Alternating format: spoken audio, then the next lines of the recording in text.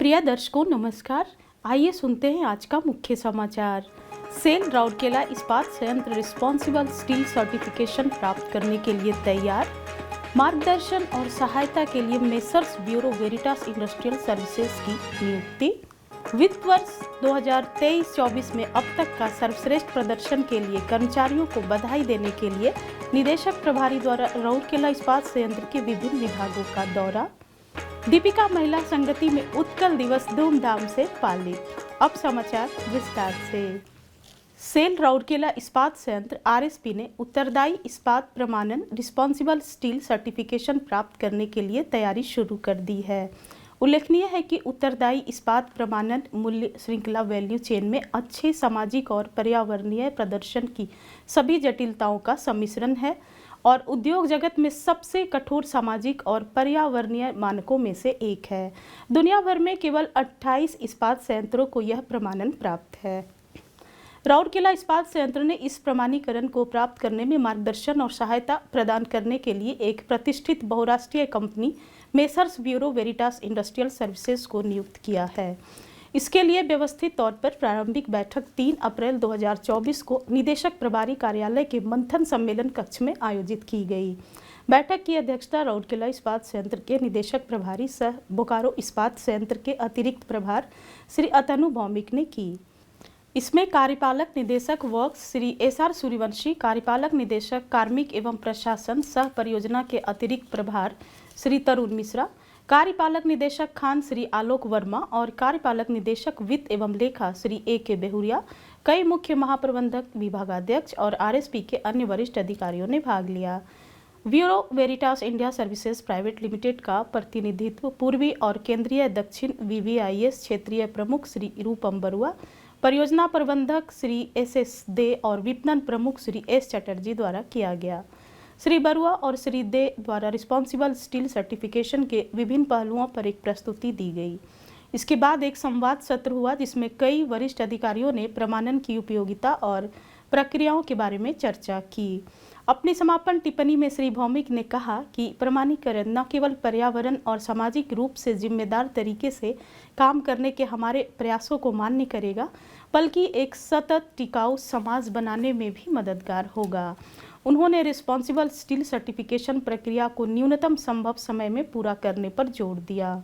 मुख्य महाप्रबंधक MS Shri PK. Sahu ने कार्यक्रम का स्वागत और संचालन किया। विशेषतः रिस्पॉन्सिबल स्टील द्वारा निर्धारित कठोर मानकों का पालन करके आरएसपी पारदर्शिता, जवाबदेही और निरंतर सुधार के प्रति अपनी प्रतिबद्धता प्रदर्शित करने को तैयार है। जिम्मेदार इस्पात प्रमाणीकरण केवल अनुपालन का मामला नहीं है, लेकिन दीर्घकालिक सफलता और समुत्थानशीलता के लिए यह एक रणनीतिक अनिवार्यता है। सतत टिकाऊ प्रथाओं में निवेश करने और एक चक्रीय अर्थव्यवस्था मानसिकता को अपनाने से यह विकास के नए अवसरों को खोलेगा। एक जिम्मेदार निगमित नागरिक के रूप में प्रतिष्ठा बढ़ाने और ग्राहकों को हितधारकों के विश्वास जीतने और वफादारी को कायम रखने की गुंजाइश प्रदान करेगा। निदेशक प्रभारी आरएसपी सह अतिरिक्त प्रभार बोकारो स्टील प्लांट श्री अतनु भौमिक ने 2 अप्रैल को 2024 को इस्पात संयंत्र के विभिन्न विभागों का दौरा किया और वित्तीय वर्ष 2023-24 में शानदार प्रदर्शन के लिए टीम को बधाई दी। गौरतलब है कि इस्पात संयंत्र ने पिछले वित्तीय वर्ष में अपना अब तक का सर्वश्रेष्ठ हॉट मेटल, क्रूड स्टील और विक्रय योग्य स्टील उत्पादन दर्ज किया है। निदेशक प्रभारी के साथ कार्यपालक निदेशक वर्क्स श्री एसआर सूर्यवंशी, कार्यपालक निदेशक कार्मिक एवं प्रशासन सह परियोजना के अतिरिक्त प्रभार श्री तरुण मिश्रा, कार्यपालक निदेशक खान श्री आलोक वर्मा और कार्यपालक निदेशक वित्त एवं लेखा श्री ए.के. बेहुरिया मौजूद थे।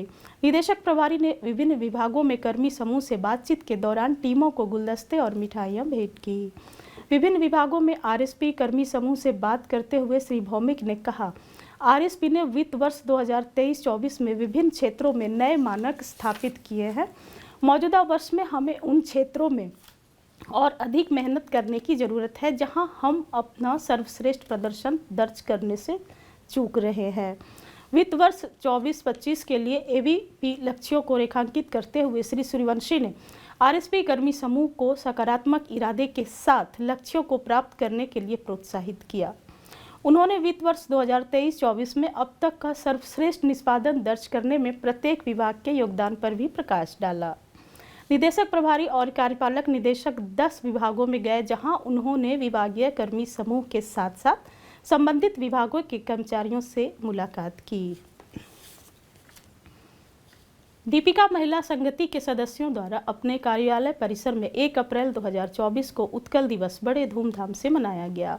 अध्यक्ष डीएमएस श्रीमती सीमा देव भौमिक मुख्य अतिथि थी। श्रीमती इति रथ शाम की विशेष अतिथि थी।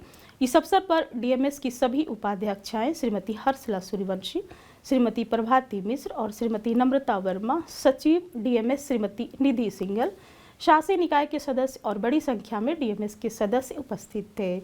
इस अवसर पर बोलते हुए श्रीमती भौमिक ने ओडिशा की समृद्ध सांस्कृतिक विरासत और विभिन्न मोर्चों पर राज्य की तीव्र प्रगति पर प्रकाश डाला।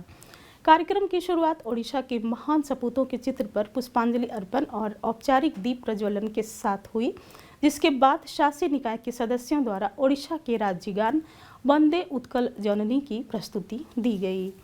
सुश्री बीना पानी रथ और टीम द्वारा ओडिया समूह गीत, संबलपुरी नृत्य और ओडिया फिल्म गीत मेडली और हूबहू नकल मिमिक्री प्रतियोगिता सहित सांस्कृतिक कार्यक्रम ने सदस्यों को मंत्रमुग्ध कर दिया। कार्यक्रम का मुख्य आकर्षण गैर ओडिया सदस्यों का ओडिया गीत गायन था। इस अवसर के उपलक्ष्य में पूर्व आयोजित प्रतियोगिताओं में ओडिशा के व्यंजनों पर आधारित पकवान प्रतियोगिता और सलाद सजावट शामिल थी। समारोह में प्रत्येक प्रतियोगिता के विजेताओं को पुरस्कृत किया गया। प्रारंभ में सुश्री निधि सिंगल ने सभा का स्वागत किया, जबकि संयुक्त कोषाध्यक्ष डीएमएस सुश्री अद्याशा बेहरा ने औपचारिक धन्यवाद ज्ञापित किया। सदस्य डीएमएस सुश्री निशी पद्मानंद ने कार्यक्रम का संचालन किया। इसके साथ ही आज के हिंदी समाचार यहीं समाप्त हुए। नमस्कार।